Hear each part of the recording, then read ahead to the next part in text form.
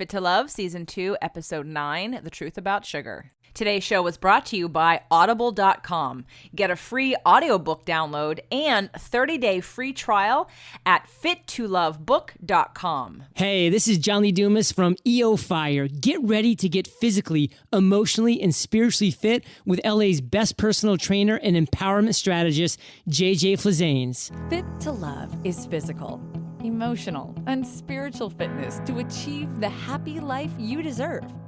From exercise to cooking, relationships, and spirituality, you'll find all the inspiration you need right here with our host, JJ Flazanes. Hello and welcome to Fit to Love Wellness Wednesdays. Today's show, The Truth About Sugar. We have back one of our very favorite guests, Jeanne Peters.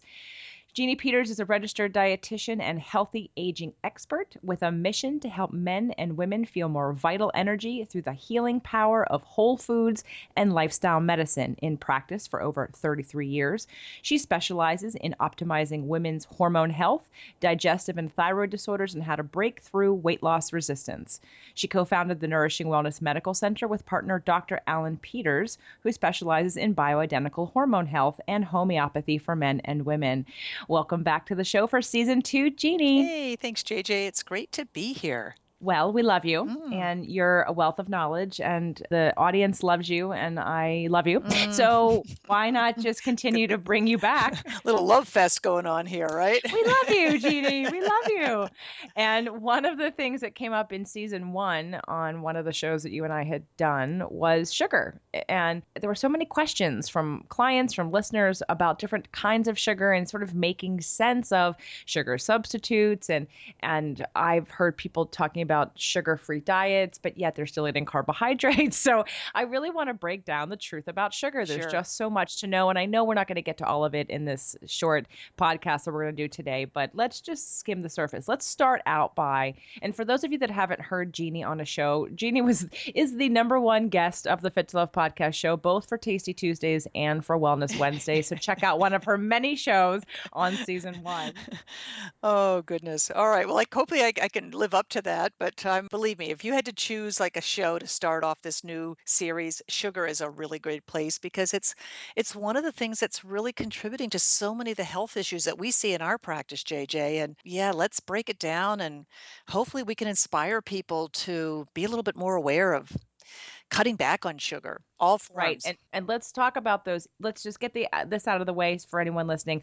All of the different illnesses, chronic pain and illness and disease and health effects that sugar has on us. I just sort of want to skim the surface. I know that everybody knows sugar is not good for you.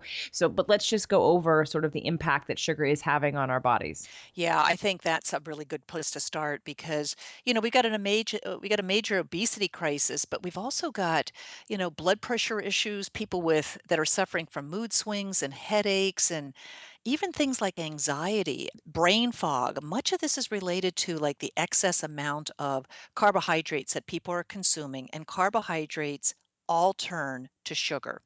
The only thing that maybe varies is just how quickly they turn to sugar. So for example, whether you're looking at like an apple, you're looking at apple juice, you're looking at a soda, or you're just looking at teaspoons of sugar that you put into your coffee or tea, they all eventually turn into sugar.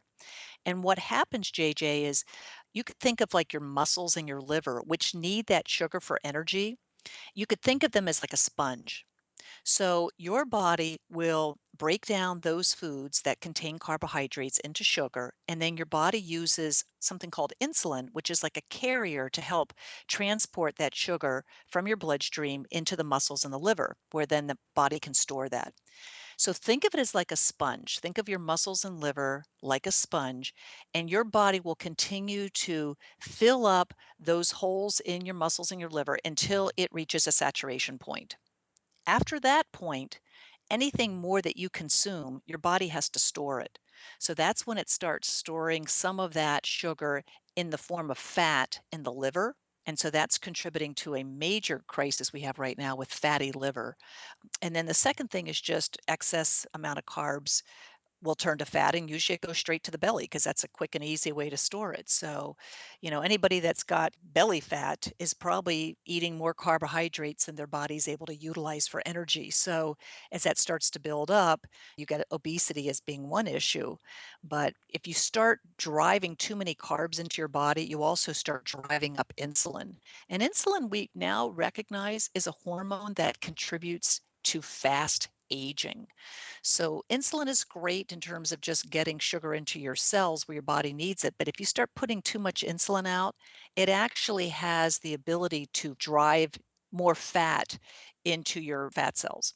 There's a lot more here, but probably the biggest one is obesity, and then just excess insulin is contributing now to things like blood pressure problems. It contributes to heart palpitations in some people. It can contribute to actually shrinking your brain, JJ. So, and then mood swings, just the ups and downs of having too much sugar in your blood and then all of a sudden, lowering sugar. Just that up and down roller coaster effect really can increase anxiety and mood swings and just general fatigue. That's enough probably just to build a picture.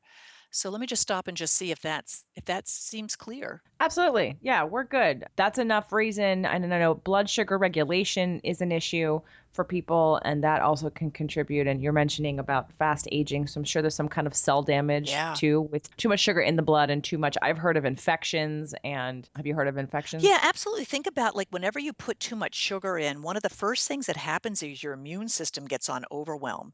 The immunity is really interesting. So that's like your key response team, like your inner paramedics, fire department, police department. I mean, you've got a team within your body that's looking to respond to like emergencies. But you start flipping too much sugar into your bloodstream, you really make it difficult for the immunity to go and work effectively. So that's one thing. The other thing is that if you've ever dropped sugar, on the floor and there was like something wet and it got sticky, it takes a lot of scrubbing to make sure you get that all otherwise cleaned up. Otherwise, things will tend to stick to it. You've probably had that experience. Well, the same thing is true in your blood. If you have too much sugar in your blood and you don't clear all of it out, it ends up sticking to the red blood cells of your body. So blood cells will start to clump together. And if they clump together in such a way that they can't get into the tiny little capillaries that feed your eyes, your fingertips, your toes, one of the first signs of prediabetes is that people's eyesight isn't as good because they don't have the clarity because they're not getting the blood flowing in and out of those tiny little capillaries. Or people might feel like their fingertips or their toes they don't have the circulation that they used to. Well, that's because these little tiny capillaries are not receiving this oxygenated blood because they're clumped up in such a way that they can't literally, one blood cell going into one capillary at a time isn't happening. So we know those are all signs of like early diabetes, but there's a lot more. I mean, there's probably 100 things I could talk about that are related to excess sugar. But anytime you have excess sugar, you're going to have excess insulin. So insulin is the carrier, and insulin makes your cells more brittle, tends to make your blood vessels a little bit less elastic. So you've got a whole set of issues with sugar and issues set up with insulin, and they're both connected. Great. So now we have a very clear picture of all the reasons why we want to reduce our sugar intake. And to be clear, all carbohydrates turn into sugar. And you said the difference is how much, right? And how fast. Yeah, it's like related to fiber. So like an apple is going to take longer to break down because there's more fiber in it than, let's say, drinking a glass of apple juice. So that helps build a picture too that foods that are higher in fiber are going to make that sugar move into the bloodstream in a better and healthier way. One of the reasons why we really push fiber or foods made with fiber. Right. So vegetables and fruit are still going to turn into sugar. They're just going to do it at a slower pace, Right. which won't spike your insulin level. Exactly. Well, and an apple and a vegetable in terms of the makeup has less sugar than a glass of apple juice. Yeah, really right, good too. point. Like if you have like a juicer, it'll take 3 apples to make like an 8-ounce glass of apple juice. Like one apple will make about a third of a cup. So, you drink a cup of apple juice, you can drink that in 5 minutes. It takes you to eat 3 apples. It probably would take most people. Well, most people wouldn't even finish 3 apples unless they were super hungry. But, it's probably going to take a good couple of hours. Whenever you have to chew slowly, it's it's providing a way in which that sugar is entering into the system in a way that the body can really handle it better, JJ. So, yeah, it's a good analogy. Okay, so now let's start talking about and breaking down the different kinds of sugars that are out there. Mhm.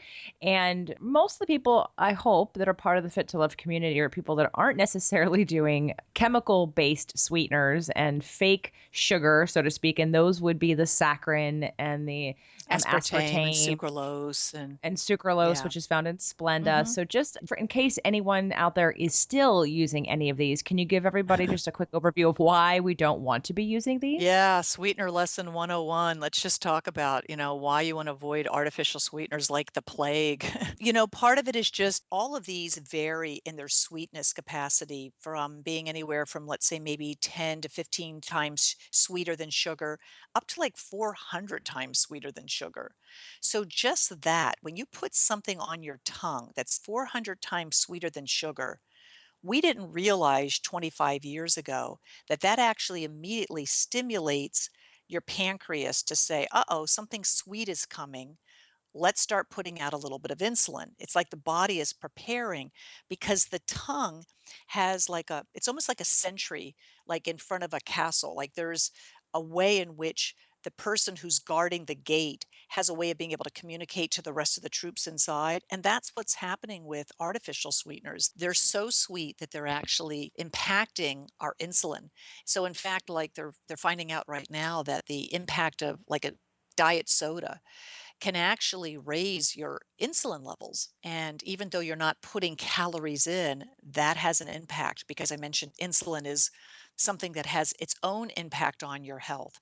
The second thing is that when those artificial sweeteners come into the gut, we actually have certain types of bacteria that will extract more calories from the foods that you consume, particularly around artificial sweeteners. So, the way that those artificial sweeteners are communicating to that group of bacteria, bacteroides, and I forget what the Firmicutes, I believe is the other one, they actually like flip a switch in which they're able to extract more calories. So even though you may be consuming something that has 1 or 2 calories, like in the case of a diet soda, this type of bacteria is able to extract more calories from the other foods that you're consuming. So that's something that was sort of surprising as researchers started looking more into these artificial sweeteners. And then the last thing is that they change your taste buds, JJ. Did you ever drink diet sodas? Oh God, not really. I think I've never ever liked the taste. Yeah, I did for a period of time, when I was like in my 20s and 30s, I was drinking a diet soda every day. And, I just got used to the taste of it.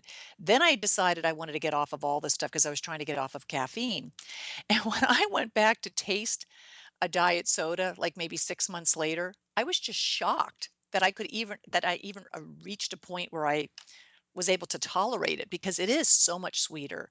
And so your taste buds start to shift so that we want things that are sweeter than we would otherwise if we weren't consuming these. So that has an impact even on, your endocrinology and your metabolism. Right. So people have heard that diet soda is worse than regular soda for these reasons, and diet soda can cause weight gain more than regular soda for the reasons of still the increase in insulin from the pancreas, right? And As well as the change in gut our bacteria.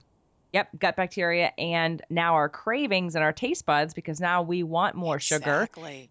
because everything's been shifted by us being used to having something 400 times sweeter than sugar. It's true, so, and you know what? You really have to be a good label reader because there's so many drinks and beverages that are on the market right now that are using, they become more aware of the fact that consumers in general are trying to cut back on artificial sweeteners. So sometimes what they're doing is using some artificial sweeteners with stevia.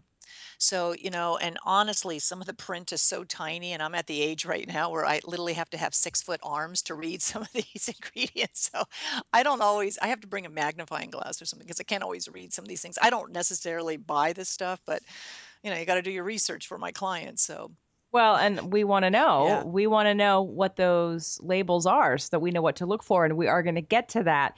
But yeah. before we get to that, I do want to move into you mentioned it, so let's go there. Stevia. Yeah. So the no calorie natural sweetener that people know about is stevia. And you just mentioned something that sounded like a company was trying to disguise stevia. What is there something bad about stevia? Nothing wrong with stevia, but it's one of the things that's been challenging for a lot of the drink and beverage and companies that are interested in trying to sweeten foods in a more natural way. I mean, stevia is a plant. I've had it growing in my garden. The flowers actually produce a very bright, strong, but a little bit bitter tasting flower. So they are able to process the flower and the leaves into a sweetener that's about 30 times sweeter than sugar. So it's not nearly that intensely sweet that you get with like aspartame or sucralose, but it's still sweet. So one of the challenges with stevia is that it's very safe in its natural form and it can be used to sweeten most dishes and drinks, but it's something in which sometimes you get a little bit of a bitter taste. So that's been a challenge for food manufacturers in terms of how they could work with it.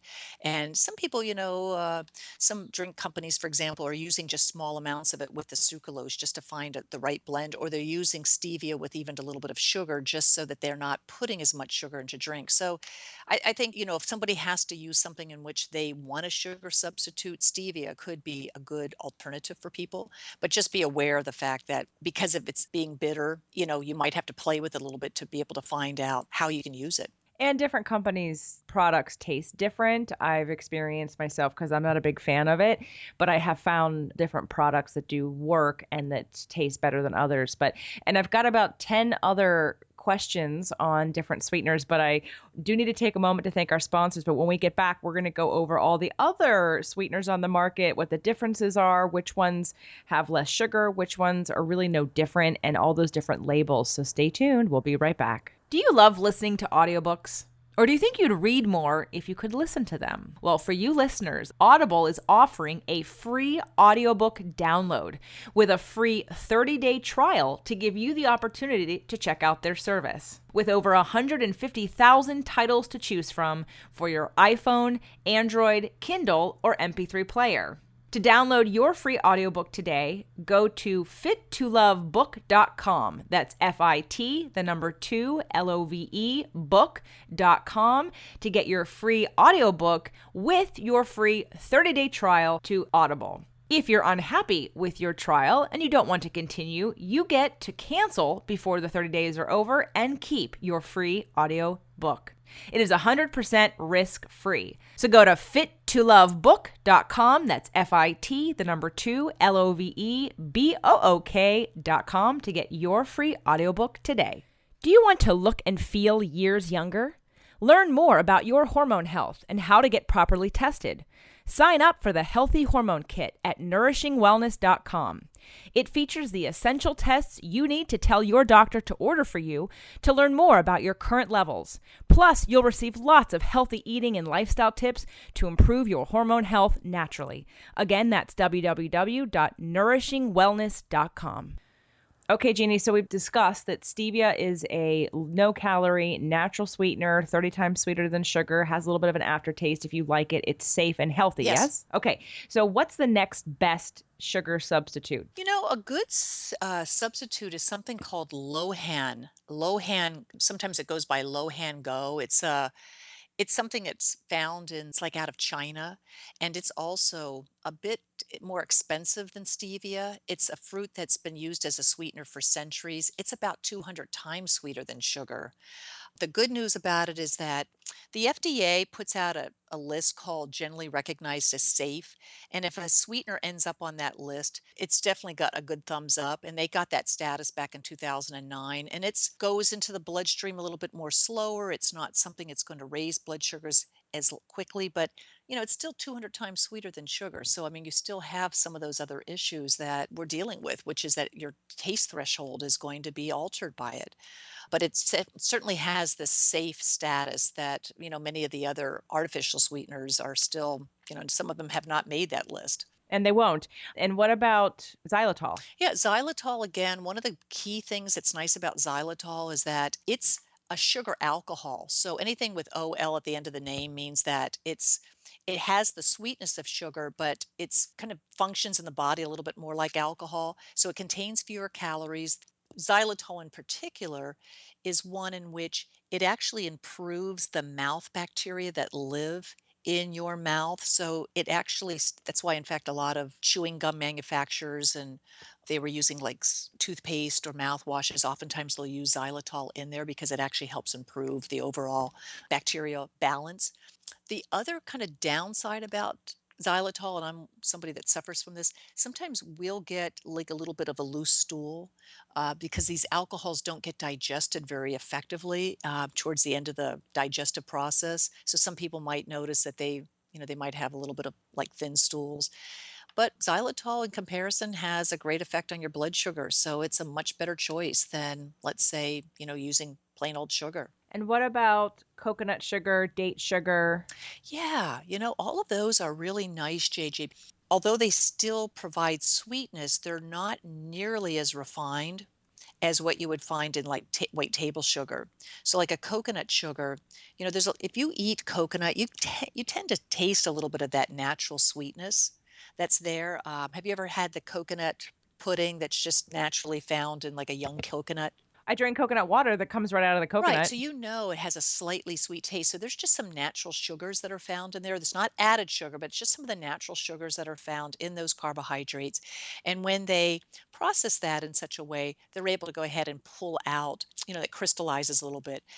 That coconut sugar isn't going to be as strong as, let's say, white table sugar, but that's in fact why it's so beautiful, because you can get maybe a nice sweetening effect. Let's say if you were making an apple crisp and you could put a little bit of it into the oats, without having that sharp, intense sweet taste and without having the tremendous impact on your blood sugars. So I like coconut sugar. I've been using it, and I have used date sugar. Some of these vary in price.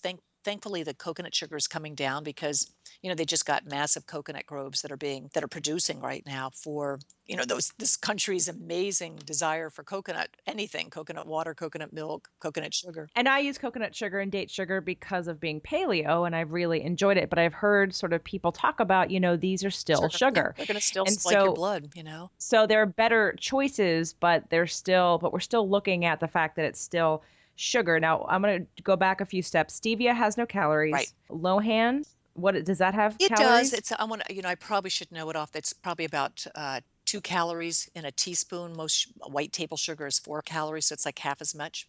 And xylitol has calories. Is it also half as much? I think it is, JJ, and I should know it, but off the top of my head, I don't. But okay. It definitely I know has, it's less calories. Yeah. And then coconut sugar and date sugar, I know has less calories, but unfortunately, because it is less sweet, people tend to use twice as much, right? Just to get that kind of to get the same amount of sweetness. So it makes it sometimes a little bit more expensive than regular sugar, and certainly, you probably end up using more. So let's quickly, I know the show just went by so fast and people have probably a ton of questions. And so if you're listening and you still have more questions on sugar, come to the site, fittolove.tv, and check out the show. And in the show notes underneath the page, write your comments so Jeanne and I can answer them and make sure that if we need to do a whole nother show to continue this conversation, we will, with all of your feedback and input. So let's talk about recommendations of sugar. How much sugar? Is there a better time to be having sugar? Is there a terrible time to be having sugar? And how much do we want to be, what forms we want it in? Yeah, it's a great question. 2 quick tips I can give to people. Everybody can benefit if we just consider trying to like dial down our taste for sugar. So that can come in a couple of ways. One is that if you're used to using any sweeteners, whether it's sugar or even artificial sweeteners, maybe just start dialing that down so that you're using less. Put everything in half and just see how you do, because that right there, that's going to help, weaning yourself off of some of these sweet foods and beverages over a period of time is going to help improve your health. The second thing to look at is if you can at least consume sugary. If you eat, let's say, a piece of chocolate, or you have it with something that's got some protein or fat. Like, for example, if I buy chocolate, I'm always going to buy it with like almonds, because just the fat in the almonds is going to help slow down how quickly that sugar enters in my bloodstream. Or I might have like a piece of dark chocolate with maybe a cup of hazelnuts. So fat plus a carb, the fat will slow down how quickly that sugar rushes into your bloodstream. And then if you're somebody who enjoys, something sweet with a meal, consider possibly having, something like protein with it. So for example, I love fruit. I'm eating a lot less of it these days, but if I have it, I'm going to have it with like a piece of cheese, or I might have it with, maybe I would put berries into my yogurt because the protein and the fat in the yogurt will slow down how quickly the sugar metabolizes. What about those of us that are dairy free? Yeah, I mean, you could do something again with some other kind of protein. So let's say you have a piece. Well, give me an example of something that you eat that's sweet. Well, one of my favorite breakfast additions is I make a raw macadamia nut cream that I did on the show, and it's basically macadamia nuts. There's a little bit of fresh squeezed orange juice in there and a date, and you blend that all up, and then I put it on a peach. Oh, So fantastic. it's Well, all, that's a perfect so there's example where the macadamia nuts are providing the fat. So you're already slowing down just, let's say the sugar from that peach is going to be less impacted just because you've got that fat there. So that's fantastic, JJ. That's a perfect example of what we're talking about. And then to make it even better, what would be best would for me to have an egg or two before I even eat that. You could do that, but even just sometimes, these cashew creams or macadamia nut, I mean, nuts are amazing in terms of how they provide and macadamia in particular, because they're one of the lowest in sugar. They have the least amount of carbohydrates of any nut on the planet. So you're not getting for sure any sugar, and the amount of carbohydrates in there that you would find is relatively low. And that raises another little tip. So if you're somebody who's like a baker or likes to cook things from scratch, like you do, JJ, using your vanilla or your cinnamon, things that naturally enhance the flavor of things that are sweet, will allow you to maybe dial back on how much sugar you might put into a recipe, and you still could end up with really great results. Absolutely. Besides the peach and raw macadamia nut cream, which, by the way, everybody, season 1, episode 70 on Tasty Tuesdays, episode 70. I also just will open up a peach when it's the season and sprinkle cinnamon on it. Oh, wonderful. See, I love that idea. Yeah, absolutely. I hear you. Ever since going paleo and changing sugars. Oh, and I know we have to mention this and we're running out of time, but quickly on the honey, because that's what I didn't get, because part of the paleo sugar, right, is not using white refined sugar, but coconut sugar, date sugar, dates, and then honey and maple syrup. So can you talk to the honey maple syrup conversation? Oh, sure. I mean, I have to speak out on, honey, because I'm somebody that I love the effect of raw honey has for people who have allergies. So honey is just naturally really high in fructose, but it's natural in its raw form, and it's got a lot of health benefits when used in moderation. So for example, if you like to use like a teaspoon of raw honey in, let's say, a cup of hot tea, I mean, it fools your metabolism a little bit because fructose doesn't stimulate insulin in the same way that other sugars like table sugar will do. So, and then it also has so many benefits because raw honey helps improve your immunity. So people who tend to have like seasonal allergies, if they can find a honey that's just found, let's say in the local area, that can really help dial down like the body's natural response to some of the pollens that are found in the air. So there's a wonderful benefit there. So it's not just an old wives' tale to Oh, have no. some tea with Oh, honey. no, that's fantastic. Now, I'll tell you, you were talking about maple syrup, and then we have to talk about agave, because agave probably Right. is, everybody thinks agave is like the darling, and we should be using it because, it comes from the agave plant, but it also is super high in fructose. And fructose, a good way of explaining that is it's almost like supercharged kindling. Like when you go ahead and break down things with fructose, it tends to put out a lot of heat in the body. So all the agave that's being manufactured right now, for the most part, is like a super condensed fructose syrup. It doesn't really have much nutrient value.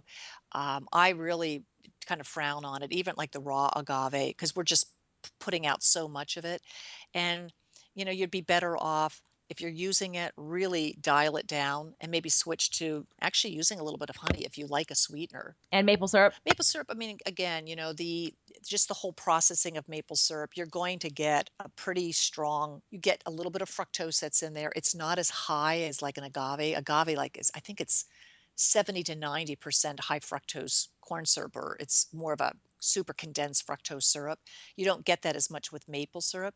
But here again, these are really strong sweeteners, JJ. You could probably get by with using, if a recipe called for a quarter of a cup of maple syrup, and you start experimenting with using other ingredients like cinnamon and vanilla, you might be able to get by with half that amount. So I do a paleo grain-free course, gluten-free and even dairy-free chocolate chip cookie bar. It's episode 26 in season 1, and it's paleo, so the only sugar is honey. And it's actually a third of a cup of honey. And because it's not super sweet, and I use my own homemade almond meal to make it just a little bit sweeter, I add a dash of cinnamon. Oh, fantastic. Again, to sort of cut and then you're going to have the chocolate chips in there. And I use a brand that actually is sweetened with stevia. And it's completely dairy-free, and there's no casein or whey, and Send some on there's my no way. sugar. I'm ready for a piece right now. I just made them yesterday for a birthday. I literally make them all the time, and everywhere I go, I'm like, episode 26, episode 26. I'll have to go. It's like, I'll go and check it out. It's my marketing. Okay. So, okay, good. Okay, so I know there's probably still sugars we haven't covered, but we are running out of time. And I want to make sure everybody knows that if they want to start working on this with somebody, that they can come to you. So, Jeanne, can you tell us a little bit how people can reach you and some of the services that you offer? Yeah, I'm a registered dietitian. I've been in private practice for 34 years. I work in tandem with my husband at the Nourishing Wellness Medical Center. You can just go to our website, nourishingwellness.com. Feel free to go ahead and send me an email if you have a quick question, JP for Jeanne Peters at nourishingwellness.com. Both great ways to reach me. And like always, Jeanne will be back for more Wellness Wednesdays, and you can watch her on Tasty Tuesdays. We did a lot of great Tasty Tuesdays in season 1. Make sure to check those out. Jeanne, as always, a pleasure. Thank you so much for being here. Thank you, JJ. We'll talk soon. The Fit to Love podcast show offers you 6 days a week of helpful content to achieve the happy life you deserve. Movement Mondays and Tasty Tuesdays are weekly videocasts, while Wellness Wednesdays, Thoughtful Thursdays, Freedom Fridays, and Sexy Saturdays are audio-only shows themed every week to address your holistic life and needs. If the show inspired you, we would love for you to share it and subscribe. Thank you so much for joining us today. Head on over to fittolove.tv for recaps of every show, resources, and to join the community. That's FIT, the number 2, LOVE.TV. Have a fit and fabulous day.